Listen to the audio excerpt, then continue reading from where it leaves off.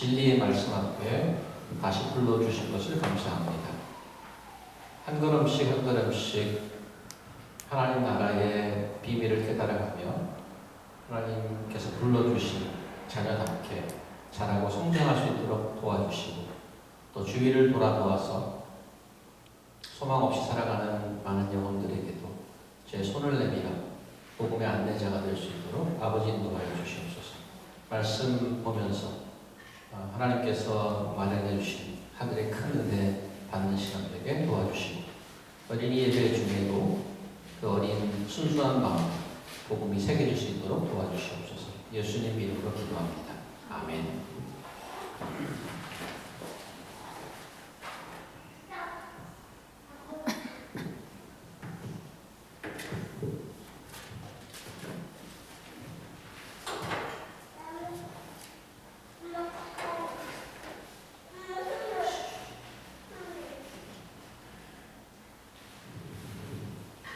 추석은 잘 지내셨나요?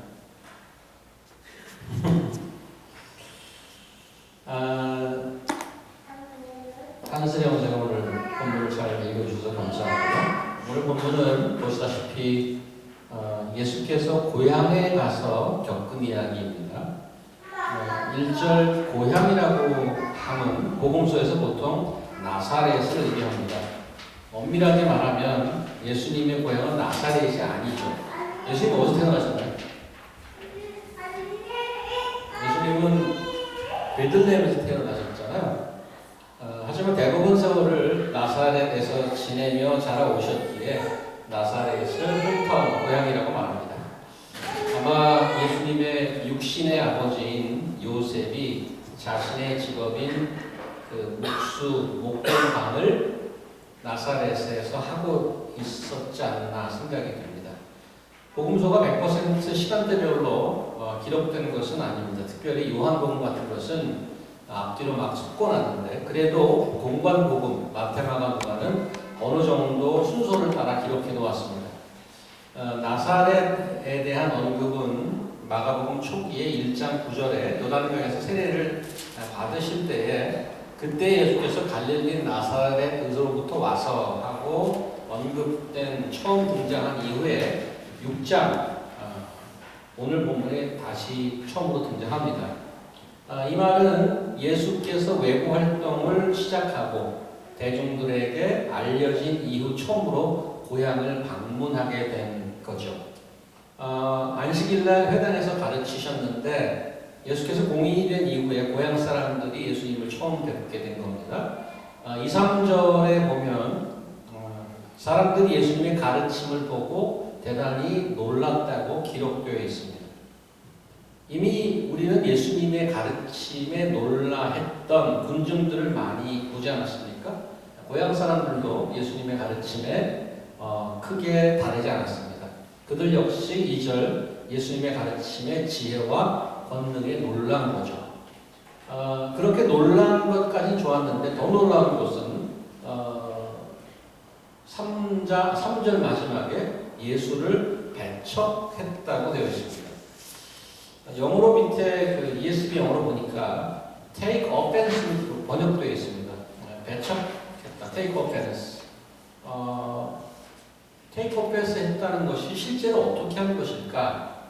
같은 사건을 기록한 누가 닥터 룩이 조금 더 자세하게 기록해 놨는데 같은 오케이전입니다.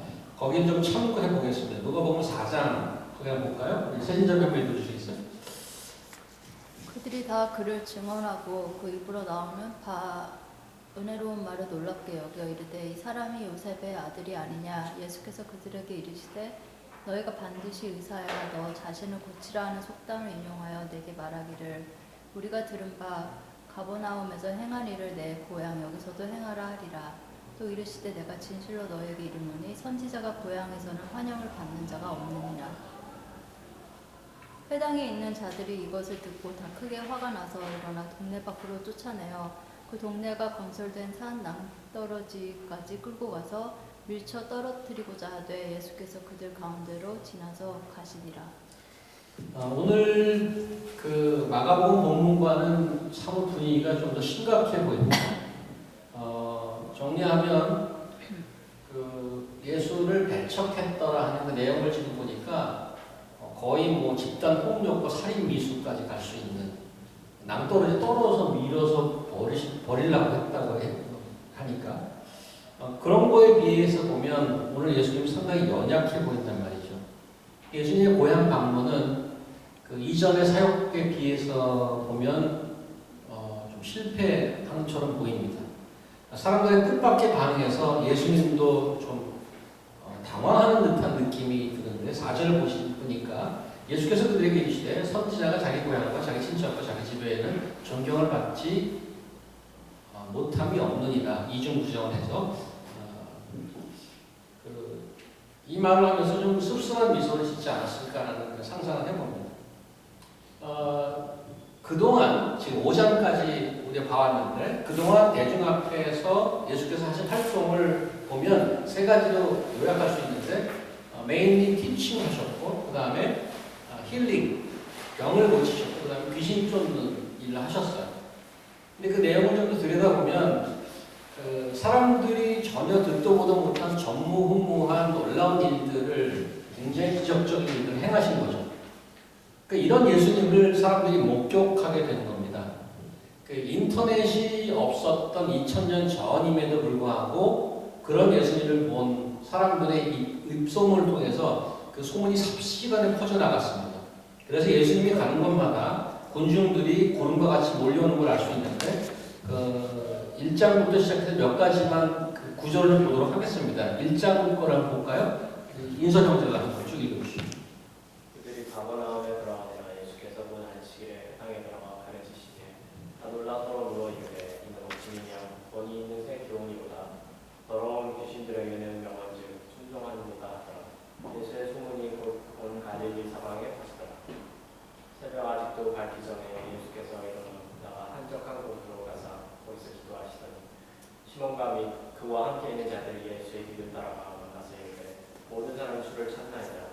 그러나 그 사람이 나가서 이 일을 많이 전파하여 널리 퍼지게 하니 그러므로 예수께서 다시는 드러나게 동네에 들어가지 못하시고 오직 바깥 한적한 곳에 계셨으나 그 전 페이지 한번 다시 돌아가 볼까요? 여기 보면 28절에 예수의 소문이 곧 온 갈릴리 사방에 퍼지더라. 그 다음 페이지 보니까 모든 사람이 주를 찾나이다. 37절 45절 밑에 사방에서 사람들이 그에게 나오더라. 소문이 삽시간에 퍼졌고 사람들이 몰려오기 시작합니다. 2장 가볼까요? 수비 선생님.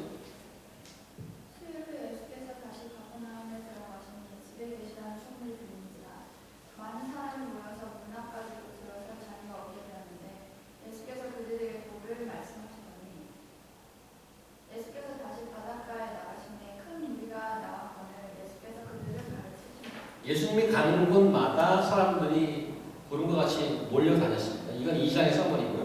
3장 가볼까요? 성부형제. 예수께서 제자들과 함께 바다를 건너가시니 갈릴리에서 큰 무리가 따르며 유대와 예루살렘과 이두메와 요단강 건너편과 또 두로와 시돈 근처에서 많은 무리가 그가 하신 큰 일을 듣고 나아오는지라. 집에 들어가시니 무리가 다시 모임으로 식사할 겨를도 없는지라. 조금 이따가 지도를 보여드릴 텐데 보면 유대, 예루살렘, 이두메, 요단강 건너편 또 두로와 시돈 그 지도를 그 갈릴리 그 호숫가를 중심으로 지금 이런 지역의 이름들이 거의 동서남북에서 다 몰리는 겁니다.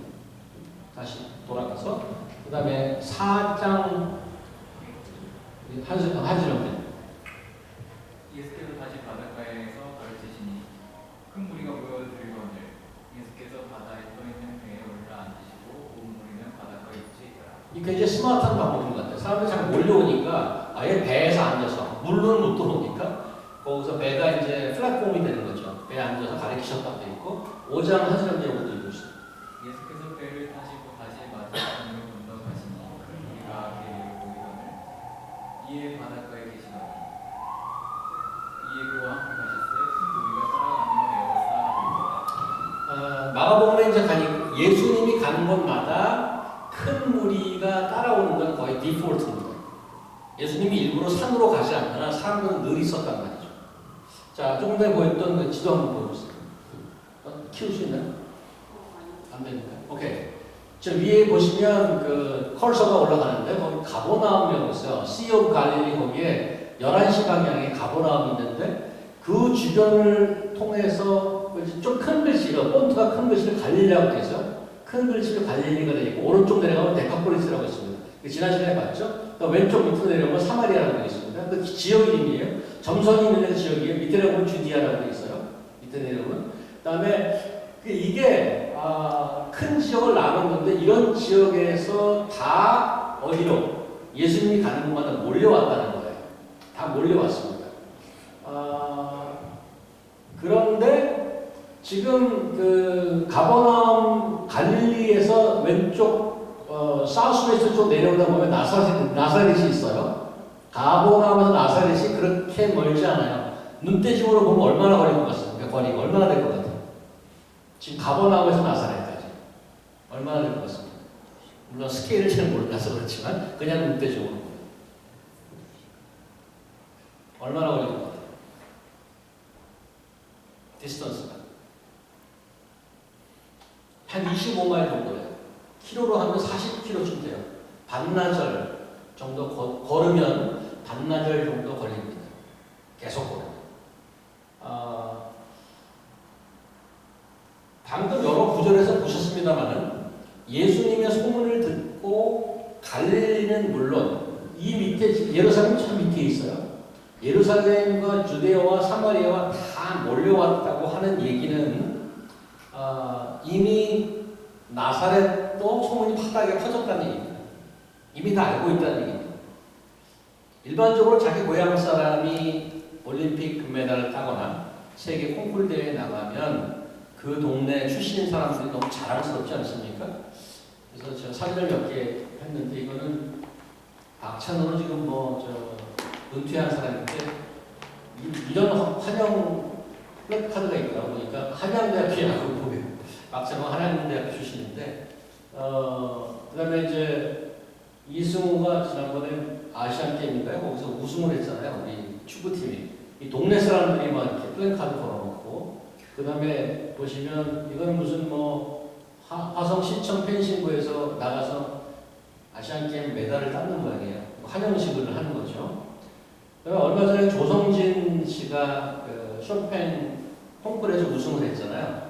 그러니까 조성진 초청 공연 이제 막 부다페스트 오케스트라랑 같이 한 초청 공연 이런 걸 막 한단 말이에요. 그 자기 고향에 이런 스타가 나오면 아주 대단한 환영을 보내죠. 예수님께서 하신 일은 그동안 하신 일은 올림픽 금메달이나 무슨 음악 콩쿠르 우승 정도와는 그 차원도 다르고 비교가 안 되죠.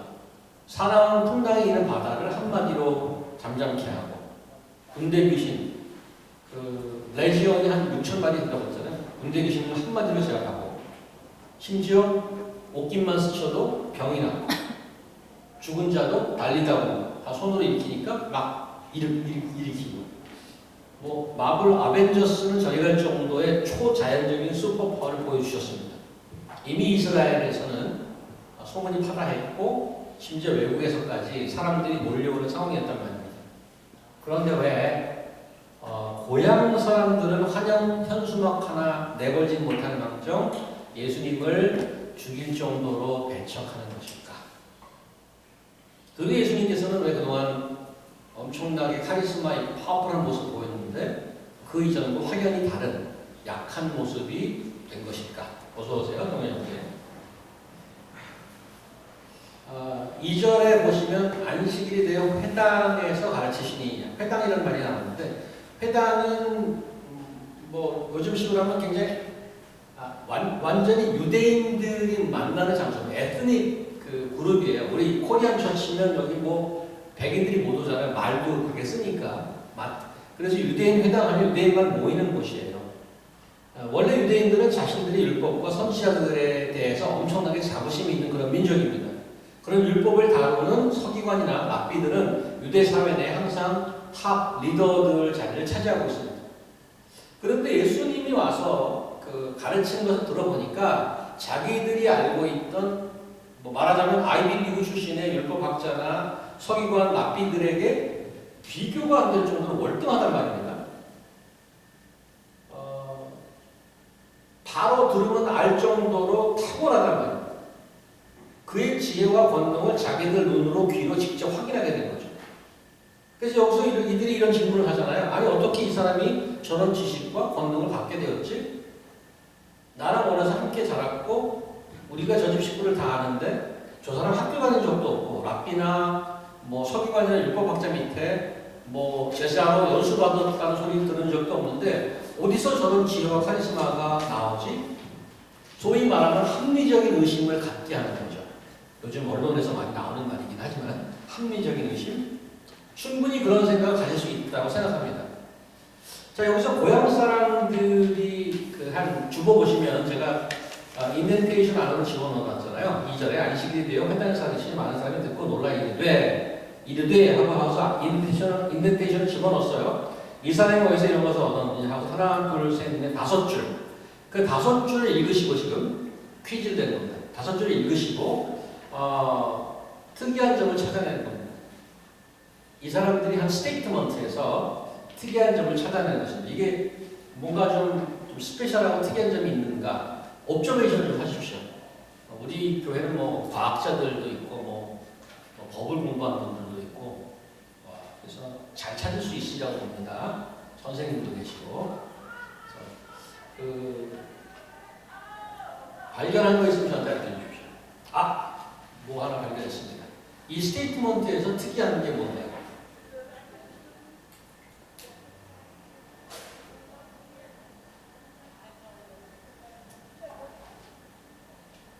뭐가 특이합니까?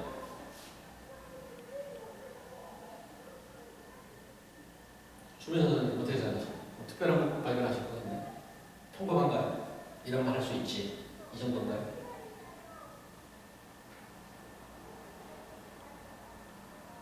디테일하신 우리 동행자죠. 무슨 옵저베이션 하셨어요? 네, 읽고 있나요? 오케이, 보십시오. 뇌과학자이신 분이 2절 답변하는 거죠? 네, 2절 직접 direct conversation이죠. 이 사람들이 한 스테이트먼트에 어떤 특별한 게 있나 좀 찾아내는 거예요. 이 사람이랑 좀 반복하고 있어요. 그렇죠. 그게 힌트가 됩니다. 이 사람, 그거 좋은 옵저베이션이에요. 이 사람이라고 찾거든요. 이 사람이. 한 가지 옵저베이션 나왔습니다. 감사합니다. 또 another scientist 있습니다. 양화수 형제. 뭘 좀 발견한 게 있나요? 특이한 점. 이 사람의 반복 하나 나왔고. 왜 배척하는지 모르겠어요. 왜 배척하는지 모르겠다 도대체. 그것도 질문 중에 하나. 맞아요. 그거 옵저베이션이죠. 도대체 왜 배척하지? 현수막 걸어야 되는데.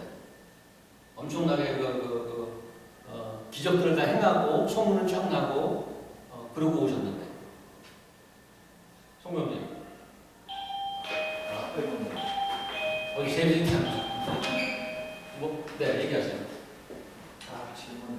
다 질문이더라. 그렇지. 질문으로만 그냥 다 질문이야, 맞죠? 그런데 다 질문으로 얘기했어요. 자, 우리 GCC의 모범생 안세인장 고민이 빠지셨어요. 무슨 옵저베이션 하신 거 있나요? 스테이트먼트죠.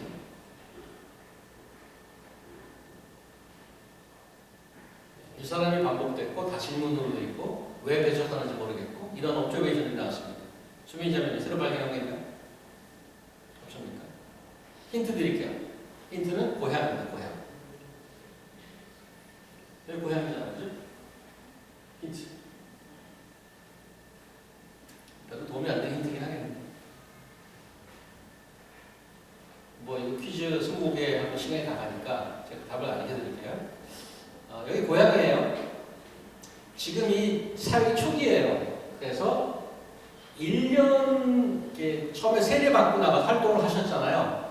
근데 아까 제가 1장에서 언급되고 나서 6장에 처음 다시 고향으로 돌아온 건데 그 기간이 뭐 3개월이 됐는지 6개월인지 잘 모르겠어요. 그러나 그렇게 긴 시간이 아니더라. 왜냐하면 예수님의 전체 사역이 3년이잖아요. 그죠? 이게 초기란 말이에요. 그래서 한 6개월이라고 봅시다. 6개월 만에 돌아왔어요. 고향에 돌아왔어요. 그런데 이 사람들이 이렇게 얘기하는 거예요. 이렇게 얘기하는 거예요. 다 아는 사람들이에요. 다 아는 사람들이에요. 옵저베이션은 뭔가 하면 이 스테이트먼트 중에 예수라는 퍼스널 네임을 한 번도 언급하지 않았어요. 저 예수 아니야? 이런 말이 어서 오세요, 경험자들이.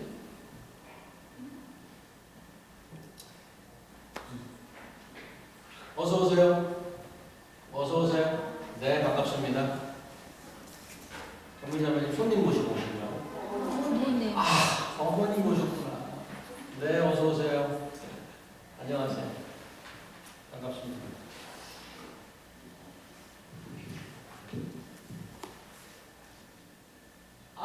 예를 들어서 뭐 우리 인섭 형제 와이프가 희주자매님이 3개월 동안 여름에 갔다 왔어요. 근데 아니 이여인이 이렇게 우리 얘기해. 아이고 희주자매 머리 바꿨네. 이렇게 얘기하잖아 우리가. 근데 전부 예수라는 그 이름을 안 쓰고 이 사람이라고 이름 쓰고 있어요. 이 사람이 그리고 또 야고보와 요셉과 유다와 시몬의 형제가 아니냐? 나는 그 여동생도 아는데 그래서 이건 무엇을 의미하냐 이거지. 왜 다 거기 있는 사람 모르는 사람은 없어요. 예수를 다 알고 있어. 그렇죠? 경리자매 그거 주고 갖다 드리세요 부모님들. 왜? 거기 남는데 왜 하나씩 다 보시면 편한데 보면 돼 있잖아. 왜 이 고향 사람들이 예수를 보고 이름을 언급을 안 하느냐 이거지. 어서 오세요, 준호 형제. 이쪽으로 오세요, 이쪽. A석으로 오세요. A석. 잘 오셨어요. 제가 해석하기는 일단 거리감이 있다고 보입니다. 거리감. 다 아는 사람입니다. 다 아는 사이예요. 예수님은 평생 거기서 사셨잖아요. 30년을 살았단 말이에요. 그래서 이제 그러잖아. 저 목수 아들 아니야? 마리아 아들이잖아. 요셉이 형이네. 야고보, 요셉, 유다, 시몬이 형 아니야? 린다 오빠인데? 그렇게 얘기하면서 예수라는 말을 안 해. 이 사람이라고 자꾸 그러지. 그래서 거리감이 있어 보여요. 근데 거리감이 들 수 있다고 생각합니다. 왜냐하면 6개월 만에 예수와 내 친구가 어디 나갔다가 돌아왔는데 갑자기 완전히 다른 사람이 돼서 온 거예요. 그런데 그 다음이 문제죠. 그 다음이 뭔가 아니면 여기서 예수를 배척했다고 그랬잖아요. 예수를 배척하는 자와 실제로 제자와의 차이점이 등장합니다. 풍랑이 일었을 때, 이 전 사건으로 돌아가면 풍랑이 일었을 때 풍랑을 잠잠케 하신 예수님을 눈앞에 보고 제자들이 반응했던 거 기억하시나요? 예수님이 제자들이 막 무서워하고 그래서 예수님을 깨웠습니다. 근데 예수님이 일어나서 잠잠하라 해서 잠잠해졌어요. 그 다음에 그 직후에 예수님의 제자들이 얘기한 말이 기록되어 있어요. 뭐라고 기록되어 있는지 기억하시나요? 뭐라고 그랬죠? 그때? 네, 선지자들은 이 정도는 뭐 다 메모라이즈 하고 있어요. 뭐라고 그랬어요? 제자들이. 그걸 보고. 상황은 이제 끝났어요. 막 파도 치다가 잠잠해졌어요. 그때 제자들이 뭐라고 그랬어요? 이 사람이 누구길래 바다와 파도도 순종하는 것 됐어요. 도대체 이 사람이 누구길래 바람과 바다도 순종하는가 그랬어. 이건 뭔가 하면 자기들이 스승으로 모시고 따르고 있었는데 예수라는 자가 누군지 아직 잘 모르는 거예요. 그때까지 모르는 거죠. 그 풍랑 사건의 의미는 뭔가 하면 풍랑 사건을 겪으면서 근본적인 질문을 던지게 되는 거죠. 예수님의 정체성에 관한 질문입니다. 근데 나사렛 친구들의 나사렛 동네 사람들이 이게 빠졌어요. 이게 결여된 거죠. 합리적인 의심, 했습니다. 아니 학교도 안 다니지 않고 어떻게 저런 지식과 권세가 있지? 여기까지 괜찮습니다. 충분히 그럴 수 있습니다. 학교도 안 다니고 배우지도 않은 자가 어떻게 그렇게 그런 지식이 있나? 어디서 나왔지? 그런 거 가지고 얘기할 수 있어요. 그렇다면 그 다음에 그러면 이 자가 누구야? 이건 내가 알고 있는 예수가 아닌데? 이 자가 누구지? 하고 더 파고들고 더 물어싸야 했습니다. 지난번 우리 하나님 나라의 비유에 관한 얘기가 나왔을 때도 비슷한 맥락이죠. 그때 제가 이렇게 설명드렸었습니다. 비유는 하나님의 나라로 부르시는 아버지의 인격적인 초대라고 했던 거 기억하십니까? 그 보물찾기의 예를 들어서 소풍 가면 보물찾기 하잖아요. 보물을 찾는데 학교 측에서 보물 다 미리가 숨겨놓는데 미리 가서 그러면은 학생들이 이제 점심 먹고 나서 보물찾기를 막 돌아다닌단 말이죠. 그러면 그 숨겨놓은 선생님들이 저놈 저희 가서 찾으면 안 되는데 저거는 영원히 못 쳐야 되는데 그러지 않아요. 저거를 찾는 걸 원해 마음에 저기 있는데 저걸 찾아야 되는데 하고 숨겨놓았지만 발견되기를 원하는 거예요. 마치 하나님 나라가 그런 거예요. 하나님 나라가 숨겨져 있어요. 하나님께서는 무엇이 드러나지기를 원한단 말이에요. 마음에는. 그래서 마가복음 4장 21절에 가면 이런 말이 있죠. 우리 준호 형사 한번 읽어주시겠어요?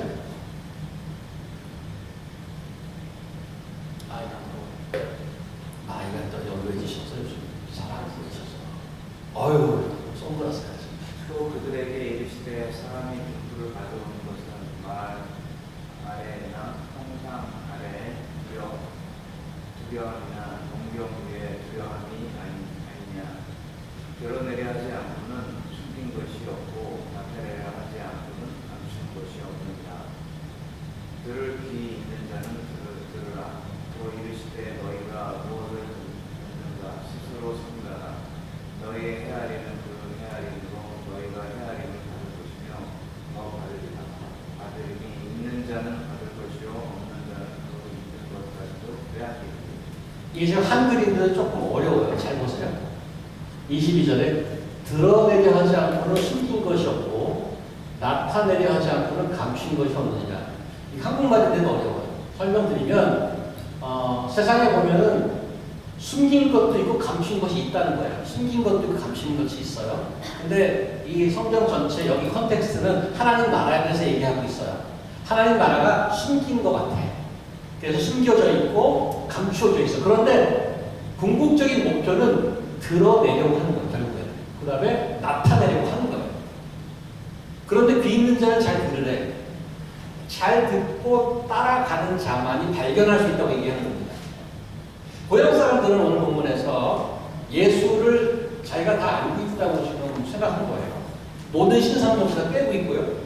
백그라운드 샅샅이 다 알고 있다고 믿었습니다. 그리고 더 이상 묻지 않았죠. 자신들이 알고 있는 그 프레임 안에서 벗어나게 하지 않았고 논리적으로 스스로 무너지고 말았습니다. 2절에 보시면 다시 안식일에 대해 회당에 가서 가르치시니 많은 사람들이 듣고 놀라 이랬는데 이 사람이 어디서 이런 걸 얻었느냐? 놀랐어요. 실제로 봤으니까, 들었으니까. 그 지혜와 권능에 놀랐단 말이에요. 그런데 이들의 결론이 뭔가 하면 이들을 배척했다고 그랬어요. 결론이 뭔가 이런 거죠. 아니야, 이럴 리 없어. 이거였었어요. 놀랍게. 내가 아는 예수가 아닌데 그럼 당신 누구 이렇게 가야 되는데 이럴 리 없어. 더 이상 예수님이 누구신지 묻지 않고 어떻게 그렇지 그런 지혜를 얻었는지 더 파고들지 않았어요. 그냥 결론을 내려버린 거죠. 이럴 리 없어. 안타깝게도 예수님을 배척하고 말았습니다. 이런 비슷한 결론을 내렸던 그룹이 이전에 등장한 자들이 있었죠. 기억나시나 모르겠는데 예수께서 사람들을 고치고 귀신을 쫓고 하는 소문이 쫙 퍼졌다고 그랬잖아요. 그거를 확인하고 싶은 사람들이 있었어요. 그래서 그 눈으로 직접 확인했죠. 정말 고치고 정말 쫓네. 그런데 그 다 확인하고 나서 이렇게 얘기합니다. 그거랑 볼까요? 세신자매님. 예루살렘에서 내려온 서기관들은 그가 바알세불이 집혔다 하며 또 귀신의 왕을 힘입어 귀신을 쫓아낸다 하니 이거는 예수님이 활동하던 나사렛, 그다음에 갈릴리 지방은 시골이에요, 시골. 근데 중앙에서 서울에서 서울에서 이제 시골로 간 거예요. 소문이 파다하게 나니까 도대체 예수라는 자가 시골에서 목수하던 자가 등장했는데 사람들이 모두 다 몰린다더라. 그래서 가서 확인한 거죠. 그럼 자기 눈으로 봐. 귀신이 막 나가거든요. 그러면 도대체 누구십니까? 이렇게 물어봐야 되는데 그럴 리 없어. 이거는 귀신의 힘을 얻어서 귀신을 쫓는 거지. 그때 예수님께서는 아주 분노하셨죠, 사실. 분노하셨죠. 그래서 이렇게 얘기하죠. 어떤 죄도 받을 수 있지만 성령을 모독하는 죄는 영원히 용서받을 수 없다고 선언하셨습니다. 고향 사람들이 이런 반응에 예수님은 어떤 생각을 하셨습니까? 6절 보시면 그들이 믿지 않음을 이상하게 여기셨더라. 여기 이상하게 여겼다는 것을 밑에 영어로 보니까 6절에 보니까 He marveled 그랬습니다. 그래서 번역이 오히려 이상하게 여겼다는 번역보다는 놀라셨다가 훨씬 더 가까울 것 같습니다. 나사렛 사람들도 이전에 놀랐다고 돼 있어요. 그런데 예수께서는 그들의 믿지 않음을 보고 더 놀라워하신 거죠. 그리고 고향에서 아무 권능도 행사할 수 없었습니다. 아까 그 예수께서 고향에 오기 전에 마치 마블 히어로 같은 영화의 주인공 같은 행보를 이어갔던 언급을 드렸었는데 폭풍우 치는 바다를 한마디로 또 군대 귀신 들린 귀신들, 그다음에 혈루병 걸린 여인, 심지어 죽었던 어린아이를 달리다 보면서 어렵지 않게 문제를 해결하고 지압했었습니다. 그런데 고향에서는 왜 이렇게 연약한 모습일까? 예수님께서는 우리에게 기대하는 바가 무엇일까?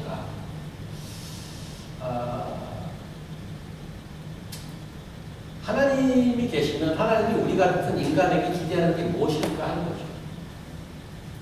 그래서 그동안에 봤던 사건들을 통해서 저는 뭐를 발견했냐 하면 하나님이 우리를 인간을 대하실 때 일관적으로 원하는 게 있다는 것을 발견했어요. 그래서 그거를 같이 추적해 보는 거죠. 우리도 하나님을 향해서 원하는 게 있어요, 뭔가. 그래서 교회도 하고 기도도 하고 그런단 말이죠. 그런데 하나님이 우리에게 뭘 원하시는지 알 필요가 있어요. 그래야지 거기에 하나님께 관계할 거 아닙니까? 그래서 지금껏 봤던 것 중에 몇 가지를 다시 한번 리와인드 해보겠습니다. 마가복음 4장을 한번 가보실까요? 동요연 한번 읽을까요? 예수께서 깨어 바람을 부리시며 이거는 지금 오케이전 얘기해 줄게. 이거는 아까 폭풍우를 잠잠케 하는 그 장면입니다. 이것도 한 사건이 난 거죠? 읽어주세요. 예수께서 깨어 바람을 부리시며 바다더러 이르시되 잠잠하라 고요하시니 바람이 그치고 아주 잠잠하였더라. 이에 제자들에게 이르시되 어찌하여 이렇게 두려워하느냐 너희가 어찌 믿음이 없느냐 하시니 그들이 심히 두려워하여 서로 말하되 누가 누구에게 바람과 바다도 순종하는가. 지금 이걸 보면 세 개를 보여드릴 거예요. 세 개. 그 사건을 통해서 사람과 예수님이 인터랙션, 반응하는 세 가지를 보여줄 텐데 여기서 공통점을 찾는 겁니다. 왜냐하면 하나님께서 우리를 향해서 일관적으로 원하는 게 있는데 그걸 발견하는 겁니다. 이거 잘 보셨죠? 그 다음 거 한번 볼까요? 정민자를 읽어주시겠어? 이거는 그 혈루병 걸린 여인의 얘기입니다.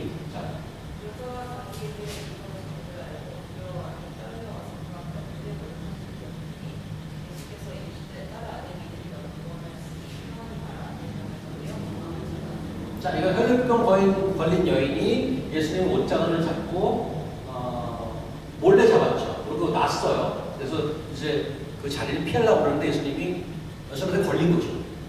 걸려서 이렇게 이런 사건이 일어났고, 그 다음에 그 다음 사건 한번 볼까요?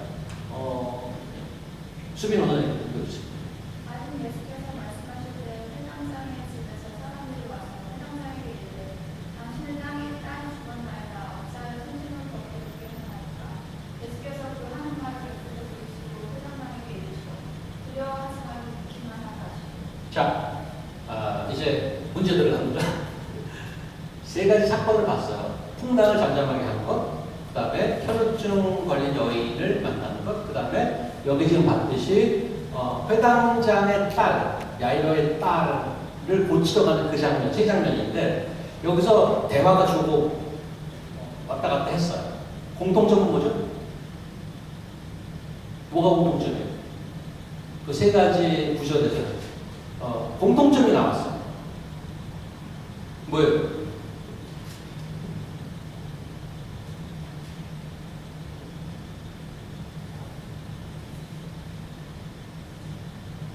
안 보이시나요?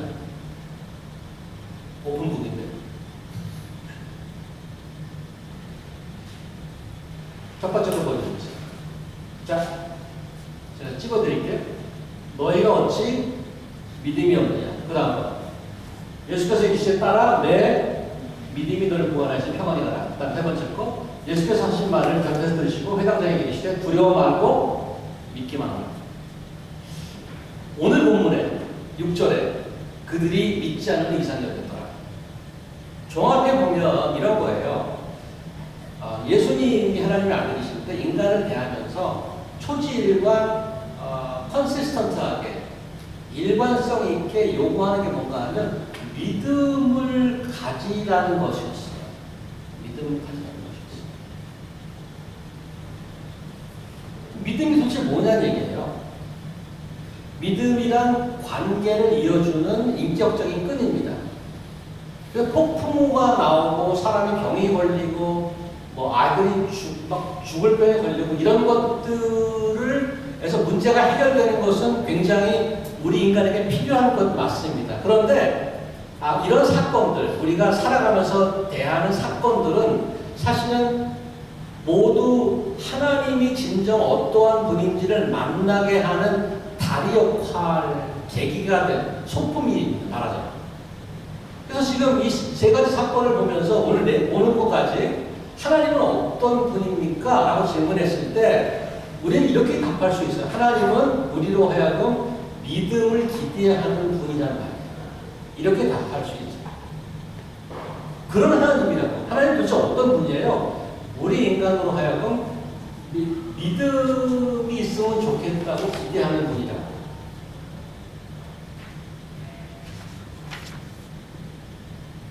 근데 그 하나님이 여러분이 지금 기대하는 하나님 맞냐고? 그게 질문이죠.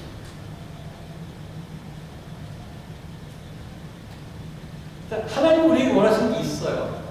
나도 그거 원해요. 이렇게 잘 안 되는 거죠. 그런가? 그거 별로. 오늘 본문으로 돌아오면 고향 사람들은 왜 믿음이 없는 것일까? 왜 배척했을까? 아까 한스 형제의 질문이었죠. 왜 배척했지 알 수가 없다 도대체. 예수님이 대중 앞에 나오기 전에 요단강에서 세례를 받으시고 바로 다음 행선지가 있었어요. 바로 다음 행선지. 어디였죠? 다음 행선지. 요단강에서 이렇게 나오자마자 물 털시고 바로 다음 행선지로 바로 가셨어요. 그 가이드도 하나 붙었어. 말하잖아요. 어디로 가셨어요? 어디로 가셨지? 가이드도 하나 붙었지. 어디 갔죠? 대전로 갔죠. 바로 다음 행선지. 네? 네. 성경자는 찾다 못해서 답을 줘. 광야로 가서 광야로 나갔어요. 가이드가 누구였어요? 가이드. 누가 가이드였어요? 성령님이 가이드. 성령님이 확 밀어버렸어요. 광야로 갔다 나갔지. 광야에 가서 무슨 일이 벌어졌어요? 거기 사탄과 한판 승부를 벌였잖아요. 그죠? 사탄과 한판 승부를 벌였어. 그 한판 승부를 벌인 장면 제가 가볼게요. 한판 승부를 벌인 장면. 한번 가볼까요? 우리 어머니 한번 이거 보이시죠? 잘. 한번 읽어주시겠어요? 그때 예수께서 성령에게 이르러 마귀에게 새 시험을 받으러 광야로 가사 40일을 밤낮으로 금식하신 후에 죽이시니라. 시험하는 자가 예수께 나와서 이르되 내가 만일 하느님의 아들이어는 명하여 이 돌들로 떡덩어리가 되게 하라.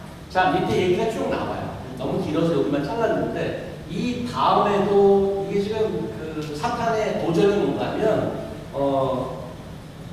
예수님이 세례를 받을 때 일어나서 세례 받을 때 하늘에서 목소리가 들렸잖아요. 무슨 목소리?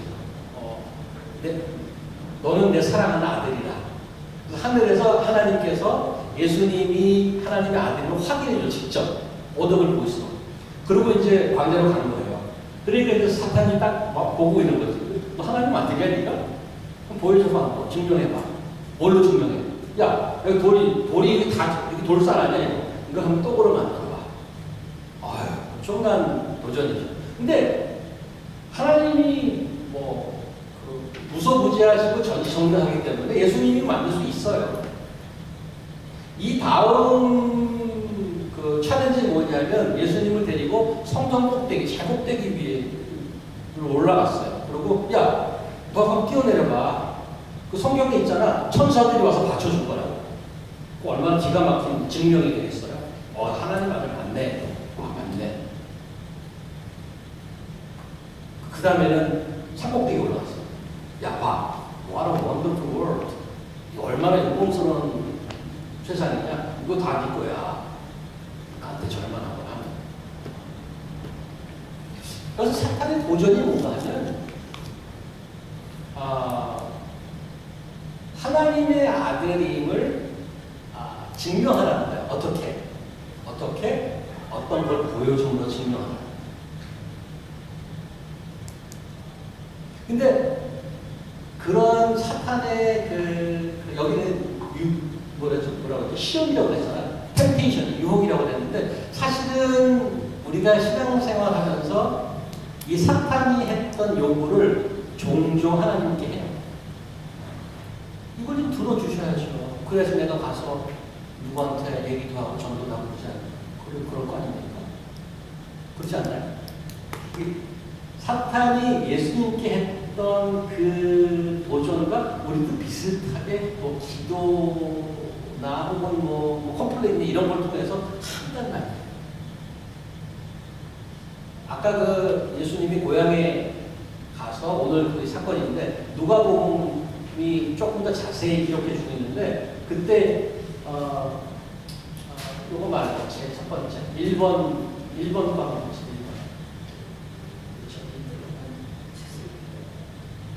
누가 요거 아버님 한번 읽어주시겠습니까?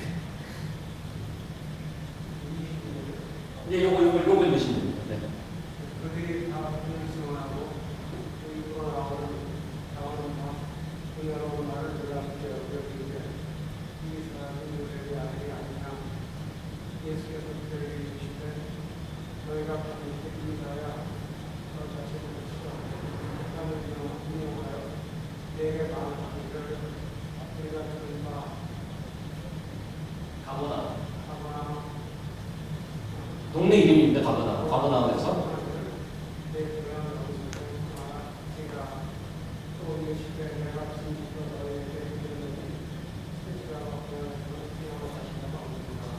자, 여기 보시면 이거는 이제 지금 마가복음에도 나오지 않는 얘기를 누가가 좀 더 자세히 썼는데 예수님이 그 고향 사람들을 보고 지적하기를 뭐라고 지적하냐면 야, 네가 내게 말하기를 너 이제 나한테 이렇게 얘기하는 거 아니야? 우리가 들은 바 가버나움에서 행한 일을 내 고향 여기서도 행하라. 다시 말하면 그동안에 사역을 쭉 했어요. 가버나움을 중심으로 해서 많은 사역을 했는데 고향 사람들이 이제 이렇게 얘기하는 거랑 마찬가지예요. 야, 너 가르친 거 잘하네. 이런 거죠. 가르친 거 참 잘하네. 듣지 않으니 가버나움이라 그동안에 다니면서 대박 쳤다는 소리 있던데 고향에 왔는데 여기서도 한번 보여주지. 여기서 한번 보여주지. 좀 전에 마태복음에서 읽었던 사탄이 예수님께 도전하는 것과 거의 같아요. 한번 보여주지.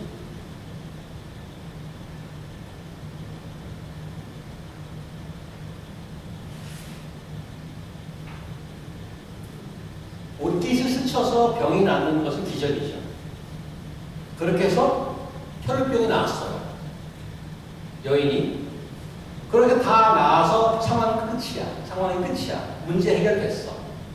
그런데 예수께서는 그 자리에 끌려던 여인을 붙잡아 세웠죠. 왜 세웠나요? 여인은 자기가 원하는 거 얻었고 예수님은 그 슈퍼파워를 위해서 고쳐줬어요. 그리고 상황 조용히 끝내면 됐어요. 그런데 불러 세워서 아까 그랬습니다. 사람들 모두 앞에서 선언하게 했죠. 왜 예수님이 그 여인을 불러 세워서 얘기했느냐 하면 여인은 만져서 낫기 때문에 이 만져서 나은 걸로 생각했어요. 근데 하나님이 예수님이 확인해 주는 거죠. 내 믿음이 너를 구원했다. 그게 바로 이게 네가 생각하는 건 매직 파워가 아니라 믿음이야 라고 확인해 주고 싶어서 불러 세운 겁니다. 그래서 믿음의 가장 큰 걸림돌은 뭔가 하면 우리가 원하는 하나님과 하나님이 원하는 하나님과의 그 갭이에요. 내가 원하는 하나님의 버전이 있어요. 내 버전이 있어요. 이 여기 안 들어오면 하나님은 싫은 거야. 잘 안 믿어.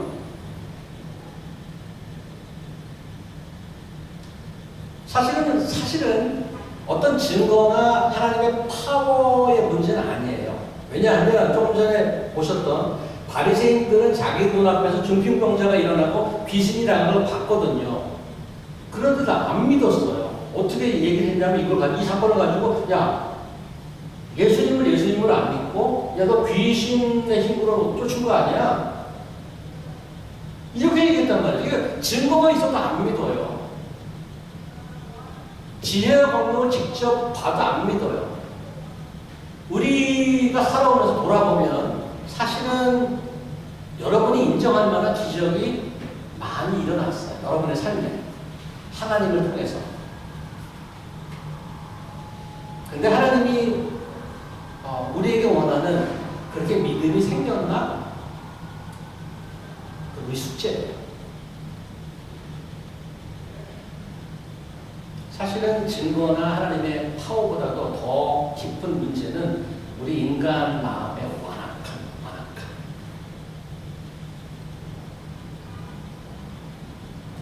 나사렛 사람들의 믿음의 가장 걸림돌은 아이러니하게도 예수님에 대한 익숙함이었어요. 익숙함.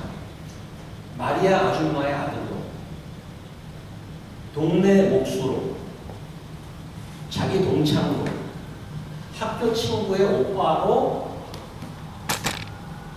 온 하나님의 아들을 받아들이기 어려운 거예요. 하나님이심에도 불구하고 우리랑 별반 다른 모습이 아닌 너무나도 익숙한 모습으로 우리 곁에 오신 예수 그리스도를 놀랍고 아멘하고 받아들이지 않고 배척해버렸던 말이죠. 그런데 그것도 익숙함의 문제라기보다 증거의 문제라기보다 마음의 완악함이라는 거예요. 믿음이란 하나님을 하나님으로 정직하게 인정하는 것입니다. 동전의 양면인데 다시 정리합니다. 믿음이란 도대체 뭐냐? 하나님을 하나님으로 정직하게 인정하는 건데 동전의 양면입니다. 우리 측에서 보면 뭔가 하면 이 말은 인간인 우리가 인간임을 정직하게 인정하는 것입니다. 이게 무슨 말인가 하면 하나님은 믿음이란 하나님이 창조주이시고 나는 그분이 만드신 피조물인 것을 인정하는 것입니다. 근데 인간의 완악함은 뭔가 그것을 인정하지 않는 것이죠. 그걸 인정하지 않으면 어떤 현상이 일어나는가? 그걸 인정하지 않으면 나는 내 마음대로 살라고, 내 마음대로 살겠다고 얘기하는 겁니다. 내 마음대로 살겠다. 믿음은 인격적인 관계를 만드는 것이고, 완악함이란 믿음의 칼을 쓰고 비인격적인 거래를 원하는 것입니다. 다시 반복합니다.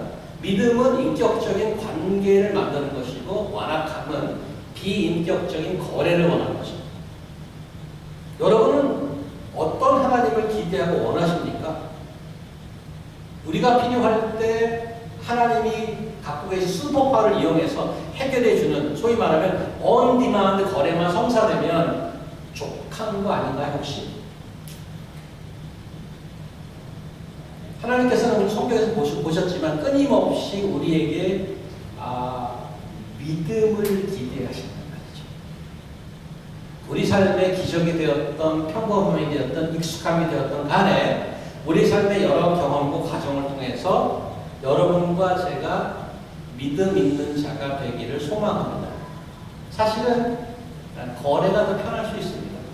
무슨 말인가 하면 그냥 교회 나와주면서 헌금 내주고 적당히 모임을 참여하고 그리고 우리가 뭔가 필요로 할 때 하나님께 소위 기도를 통해서 해결받고 그리고 나는 내 인생 그냥 살고 편하죠. 거래입니다. 그게 내 인생을 내 마음대로 살겠다는 의지의 편입니다.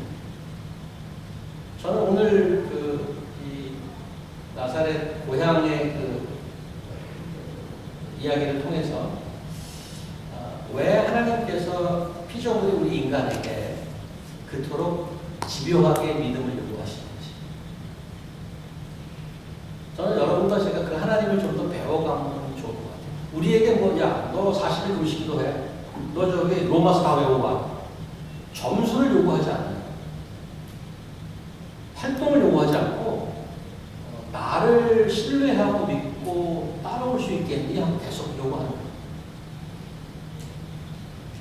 저는 여러분과 제가 그분으로 하여금 계속 배워가고 알아가고 부딪히고 갈등하고 씨름하고 도전하고 도전받고 eventually 진짜 하나님의 자녀라는 것이 부끄럽지 않는 믿음의 자녀로 매일 성장해 갈 수 있기를 주의 이름으로 축원드립니다.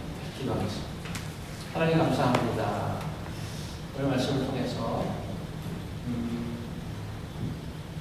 우리가 우리의 스타일을 원하는 하나님의 모습이 아니고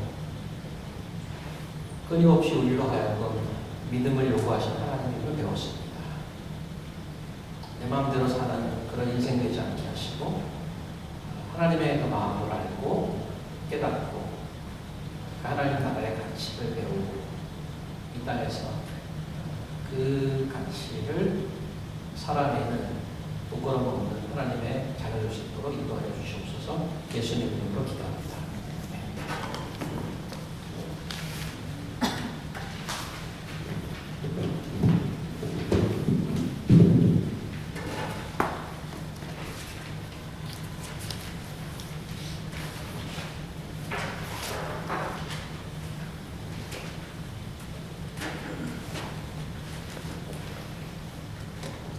우리 다 같이 찬양하시면서 준비하신 헌금